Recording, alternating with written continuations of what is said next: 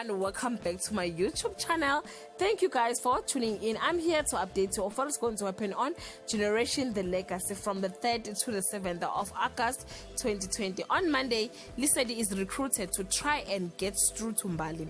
Gerald offers his desperate friend some interesting advice. Gaddafi makes a wrong assumption and instantly loses it. On Tuesday, Notle unwittingly ruined a special moment for her friend. Zita's blood ran cold when she sees what her man is up to. Lucy would rather take on a gangster than deal with a stubborn teenager.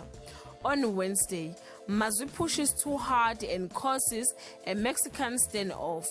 Mpo talks himself into accepting Figile's proposal. Jake is not happy at the prospect of working with his edgy enemy. On Thursday, Mbali lets her guard down for once. Tao realizes he's made a new enemy. The radio interview went down very well, or did it? On Friday, Zita resents how a woman she cares nothing for always managed to complicate her life. Gerard gets shut down when he hit on the truth. Tshidi comes up against a brick wall at #Ezweni. Guys, this is all I have for today. You can leave your comment below and share your thoughts. Bye guys.